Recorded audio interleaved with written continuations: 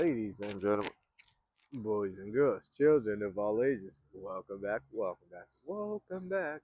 One more time, brand new week, brand new season, same old us. And we are back, season 3, episode 3, B of Quick Takes. 21-11 record so far, but we are back with the 14 game slate to kick us off.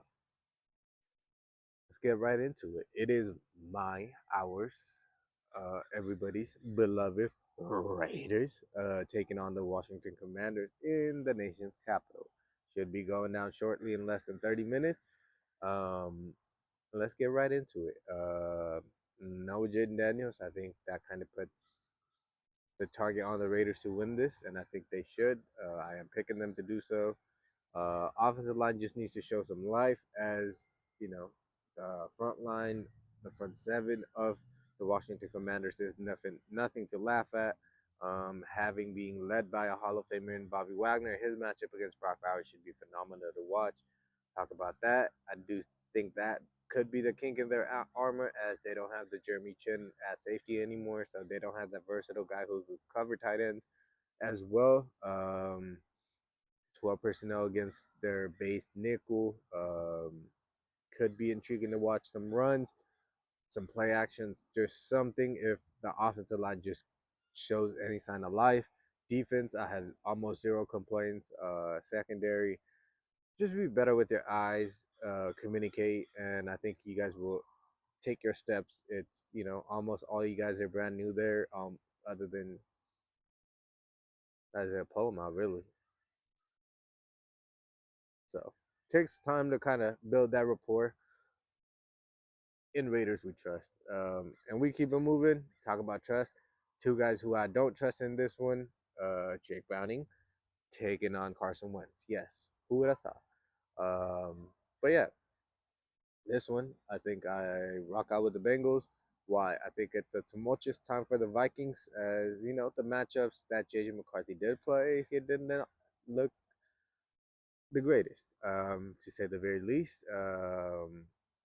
There's intrigue there. If Carson Wentz comes out and starts playing kind of like Sam Darnold, what's going to happen? Like, there's so many underlying things there. Bengals, I mean, Jake Browning threw some picks last week and still came back to win it. So it's really that simple. Jamar Chase against Justin Jefferson's intriguing, but Jamar also has T. Higgins, Tinsley, Yoshi Voss, and some other guys to take pressure off of him.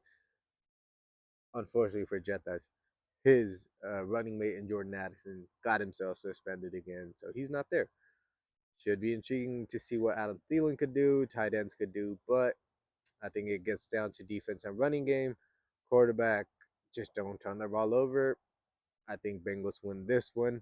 Um, Vikings, even that left tackle, still a question mark with health. Christian Darrisaw, not sure if he's coming back yet. If he is, how he's going to play against the sack leader. School, however you want to say it, the backup, he is out of this game. Van Ginky, questionable. Harrison Smith, the hitman, questionable. So I'm a little skeptic of the Vikings this time around after the double primetime games. Moving on, talk about primetime. Now we move on to not to primetime, the highest paid defense, but they have showed no signs of that. Just got ran through by Seattle last week.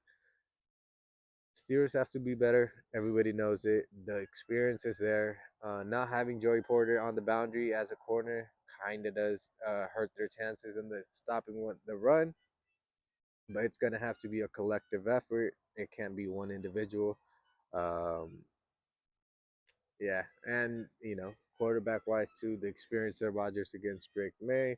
I think Drake May has a very very bright future, but not having Lonzo as well, it should be very hard for the Patriots to win this one. Can they? If they put their foot on the Steelers' neck in terms of the running game and they start running that rock like they can, it might be a long day for the Steelers, but I will still lean with the experience of the Pittsburgh Steelers in this one.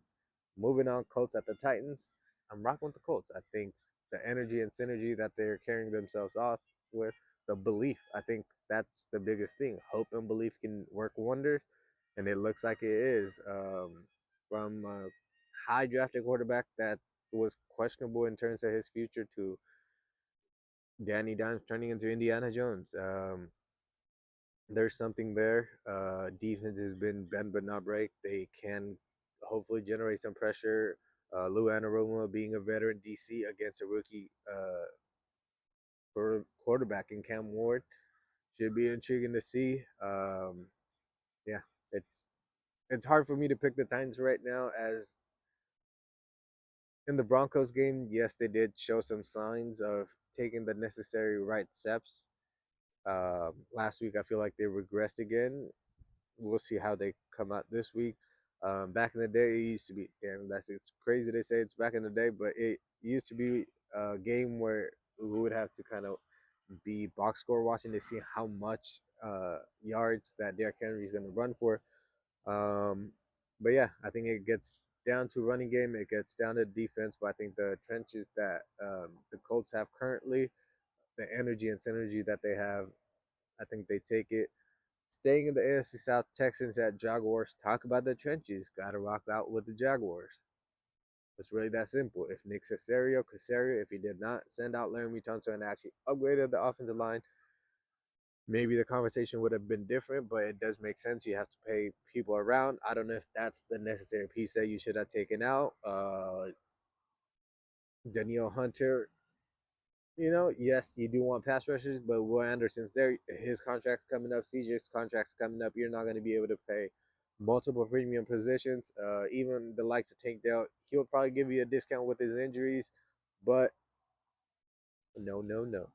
That is not going to work if your quarterback's not up. They're not going to be able to suffice. Last week, they showed promise. They were close to beating the Bucks, but by the end, it was the Bucks who came out victorious. So Jacksonville at home with their running game. I do see them not being the same old Jaguars, taking the next step.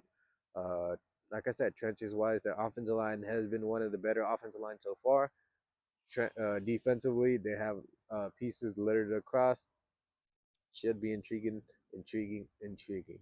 Moving on, it is still in the South, but this time it is from the AFC to the NFC. Falcons at the Panthers. Let's keep it short. Just like Bryce Young. Sorry. But yeah, he's kind of I don't want to say he's been struggling. I don't know. The team has just not been able to put together a performance, a team performance. Let's just say. Um, on the other side, Falcons I think are putting it all together this year. Last year, they I think were more reliant offensively. That defense was not getting home. This year, the defense is getting home. Adding the two guys in Jalen Walker and the other first round pick has been a hit.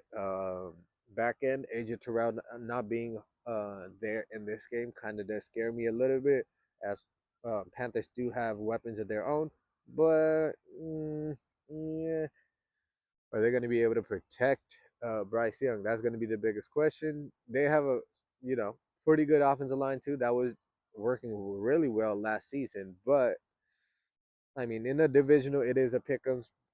I could see the Panthers winning it, but I'm still rocking with Bijan running the rock. Kyle Pitts, that's kind of re-emerging himself, and that squad. Keeping them moving. Rams at the Eagles. Where do I even begin with this? NFC divisional matchup, rematch from last year. Um, it's a rematch, right? Who won first time around? The Eagles. Am I rocking with them? No, I am not. We are rocking with the Rams in this one. Why? It's been close matchups for the Eagles. The Cowboys matchups got a lot closer than you would have liked. Even the Chiefs matchup, and we're saying the Chiefs are dead. So you beat who's in front of you, but Eagles have not shown any dominance yet. Will they be dominant? Surely, probably towards the end of the season again, like last year. But right now, can they slip out?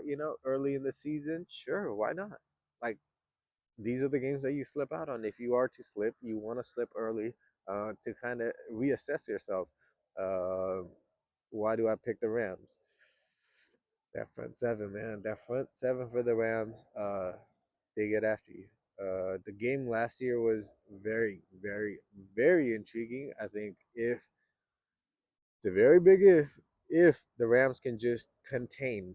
Ain't no way you're stopping Saquon, but if you could just contain him, and he doesn't go over 100 yards, and you give Matthew Stafford Devontae Adams this season, and you still have Puka Nakua, and if the offensive line, blocks a little bit better and does their thing, maybe, just maybe, they do come out on top. I did not even bring up um, the cornerback duo in Akila Witherspoon and Kobe Durant, who have been, I think, the most underspoken of cornerback duo in the league, especially this season. Um, yeah, I think it might surprise some people, but it shouldn't be as surprising. People are gonna start, hyping up the Rams after this and get on that hype train. We'll see if that hype's gonna be worth it in the long term sense, but at least in this one, I think Rams win this, and then Eagles kind of reassess themselves. Everybody calls for Nick Sirianni to be fired for overreaction Monday. And are the Eagles still the same Eagles? Do they need the tush push to like go back and win the Super Bowl again? What if it gets bad? Woo, woo, woo. Just all the storylines that it creates. So we are rocking with them. Keeping it moving. Jets at the Bucks, rocking it with the Bucks in this one. No Justin Fields, no faith. They should come out with a fight, but I think especially it being at Tampa Bay, I think losing Cody Mock definitely does hurt the Bucks' chances, who actually started envisioning them as NFC Championship contender at the very least. Um, yeah, should be very interesting. Just the wide receiver core for the Buccaneers, I think, just can't be over, under, whatever. Just can't be spoken of enough. But if you are a defensive guy, kind of like myself, this is going to be a very, very, very fun match for you. In terms of the defensive mind, you have Aaron Glenn on one side, you have Todd Bowles on one side. I'm not even going to bring the racial factor into it, having two black coaches, but just the defensive masterminds that they both had been. Um, it should be very interesting for both the quarterbacks to go up against. But yeah, rocking with the Bucks, especially at home. Keeping it moving. Packers at the Browns, rocking with the Packers in this one. Browns have been not a laughing stock, surprising some teams, surprising some people. They've been there in every matchup, except last week when they got demolished by Baltimore. I just meant in the week one game against Cincinnati Bengals, even with Joe Burrow. But this one, I think it being in Cleveland kind of possibly does give them a chance, maybe. But I think Packers go there, handle their business. What are you going to stop them on? They could run the rock, they could pass the ball. Yes, they have two wide receivers that are missing, unfortunately, due to injuries right now. But it will be, hard for Browns to kind of slow down or even stop the Packers. So go Pack, go. Keeping it moving. Broncos at the Chargers. This one, I'm rocking with the Broncos. It is a divisional matchup, so everybody's gonna say I'm a hater. But why do I pick the Broncos? Because if we are to believe about, you know, Bo Nix, what people say he needs to show out. He has, struggled ish so far this year. We'll see. That defense is still phenomenal, but Dre Greenlaw has, gone on IR. I think it being a divisional matchup kind of balances out both sides. Also, the biggest factor in this one probably being Harbaugh's off season was probably physical. Then you travel to Brazil, different time zone, all that for your body. Then you come back.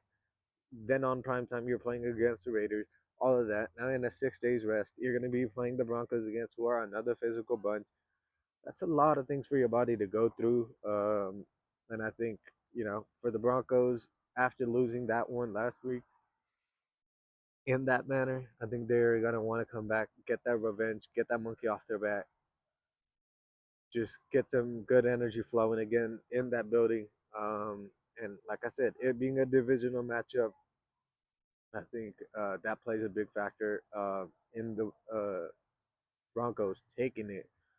This one, we'll see what happens. It could be, Justin Herbert all over again and just solidifies himself against all three of his divisional opponents.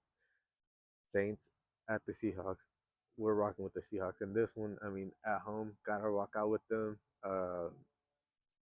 Darnold against Rattler, I think that kind of sums up this matchup in itself.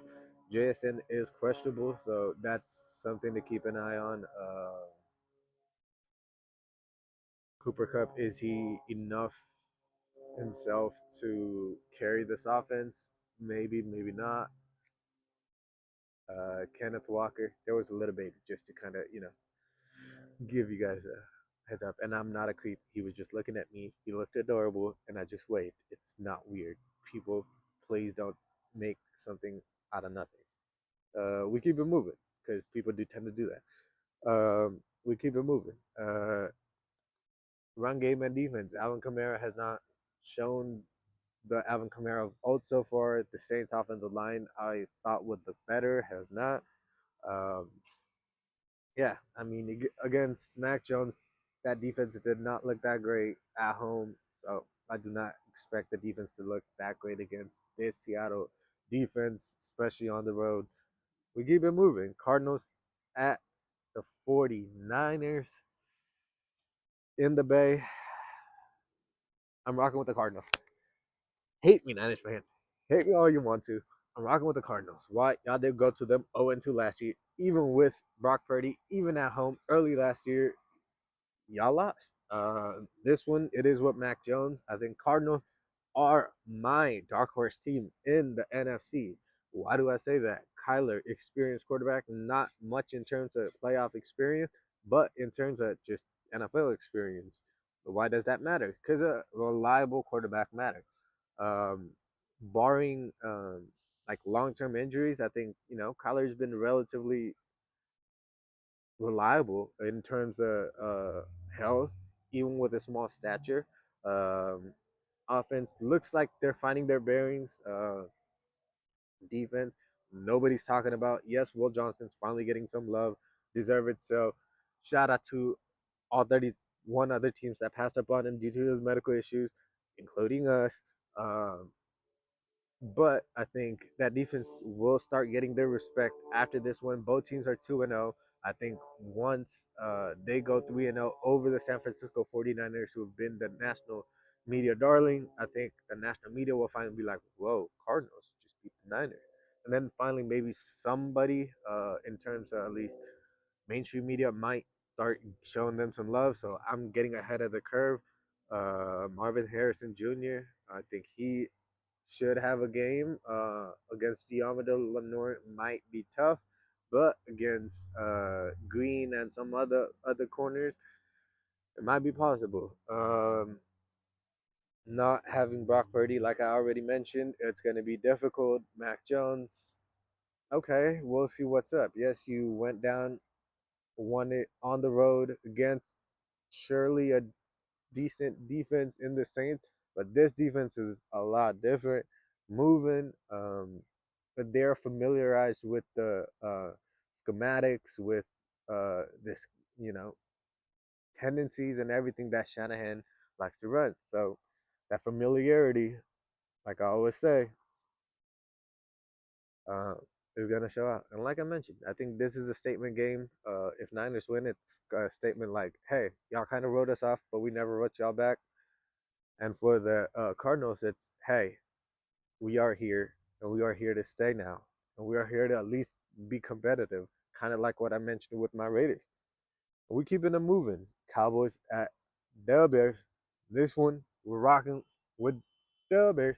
I think finally, Caleb Williams has a performance that we have been waiting for. I think Dewan Bland is out. Trayvon Diggs has been yeah, not close to the money that he's been getting. Without pocket watching you, my guy. Um, due to the injuries. It's really that simple. So yeah, the cornerback room can be exploited with the weapons that the Bears do possess. It just depends on if their offensive line can do that thing. If Caleb gets the ball out slightly quicker, maybe in the Ben Johnson system, that run game kind of just shows some sign of life, similar to the Raiders. The defense should come out. I think not having Jalen Johnson sucks. I think Tyreek Stevenson might be out as well, or if not, Kyler Gordon. Those at least one of those guys is needed. Till then, I think they might be bend but not break. The front seven needs to take their level back to last year. I think they've actually regressed over progressing with Dennis Allen. In the Cowboys front, I don't know. I just feel like Cowboys have a dome team syndrome in the sense of like when they are out of the dome, they don't perform as well. If you look at Dak's track record against, I think 11 or 12 win teams outside, he has actually never won. Yes, Chicago's not that team yet, but it is an outdoor situation. Yeah, it's either Cowboys probably blow them out by a lot because the wide receivers could not be stopped by a depleted cornerback room, or the Bears finally show we're the brand new Bears in this Ben Johnson era. Like I said last week, it's gonna get very hot very soon for Caleb, and it's not gonna be looking that great if it keeps on continuing the way it is right now. Finally, lastly, we are here. The main event of this week, today, Sunday Slate. It is the Kansas City Chiefs taking on the New York Football Giants. Where am I rocking out with this? This time, I am the hater. Yes, I am putting the flower on the grave at the Kansas City Chiefs. As I say, they go 0-3. Why did I say that? Like I mentioned earlier, Eagles losing this one will make the national media, especially at ESPN, obviously, lose their mind. Nick Sirianni should be fired. He cannot do anything other than tush push. What is he? He won a Super Bowl? I don't think he won that. Saquon won that. Da, da, da, da, da, da, da. Just like that. All of that will start happening with the Chiefs. How they start maneuvering through all of this BS into their other prime is going to be the intriguing part. Obviously, we're hoping, praying, all that for that not to happen because we want the Raiders to do the best. Um, so in terms of that, I think Giants take it. Why did I say that? Ooh, okay. Hey, we got some marching band going on now. Let's go. See, already a great day. A lovely day, lovely day, lovely day. Sorry for you guys. I know you guys did not sign up for my singing, so we'll keep it moving. Finish up with this last one. Stay patient with me. Like I said, Giants. I don't want to say they handle the Chiefs, but I think it's a 7 point game. I don't think it's a field goal type of game. I think Giants. I think the way that Russ was cooking last week, it looks like week one. It's week one, the first time you're going up against like live NFL action against ones and twos across and all of that in the division and all that.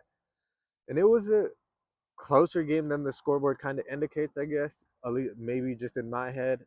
Week two, scatterboo, and the boys came out to play. They handled their thing, and in this one too, I think that closeness. They saw that they tasted that victory against Dallas. They felt that they were right there. They almost grabbed it, but they couldn't. This time around on prime time at home, I think this is the coming out party for their front seven. Sexy Dexy. People forget how many pieces there are. I'm forgetting sometimes. Kayvon Thibodeau, Brian Burns, and a top five pick in Abdul Carter. You are littered in the defensive front with pieces to go hunt. And I think with this offensive line, I think they might be able to feast. Who is Patrick Mahomes throwing to? Okay, Travis Kelsey. If not, Tyquan Thornton. Like, are you really gonna rely on him for a long period of time? Rushy Rice suspended, almost kill people. Should be in jail, but hey, you're rich, and you're an asset to something. You're gonna get your way around something. If it was me, I would probably be rotting in jail right now. But he needs to play for the Chiefs. So justice system kind of works for him. Keeping it moving. And I can't say that as Henry Ruggs, deservedly so, is in incarceration and he deserves it, so he is there. He's serving his son.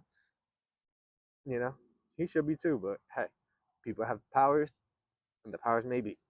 Keeping it moving. Xavier Worthy, I think he's out for another few weeks.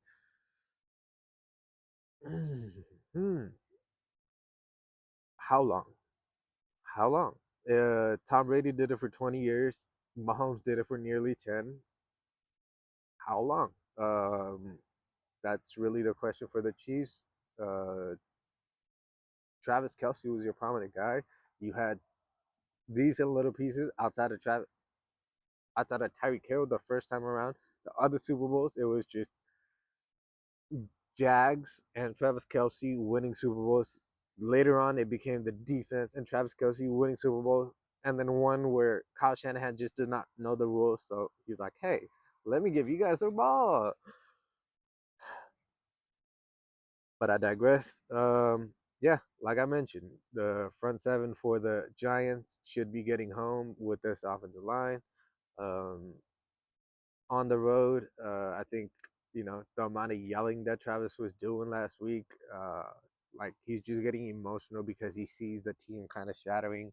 Um, I think it's kind of started with letting go of Gay last year or 2 years already now to New Orleans, and then Justin Reed went out there as well.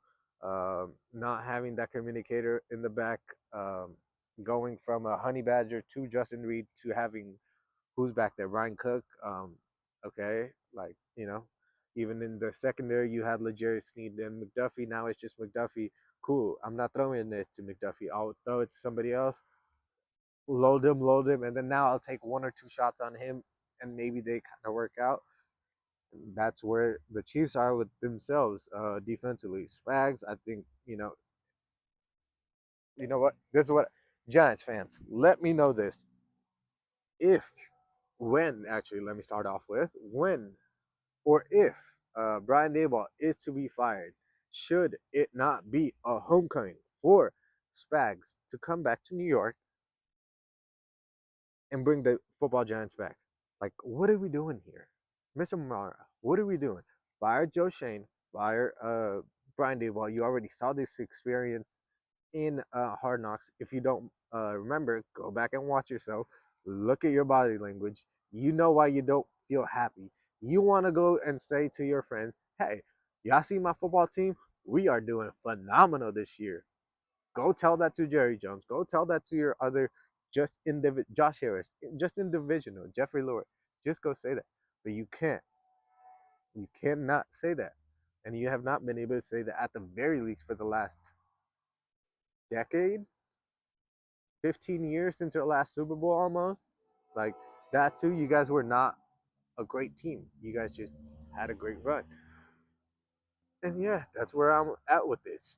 Steve Spagnuolo. Why is he not getting any head coaching like at the very least interviews is beyond me. But I think a Giants reunion probably Giants fan. I would be sorry if this does happen if he takes Antonio if he takes Antonio Pierce as a defensive coordinator or a linebacker coach, whatever he said.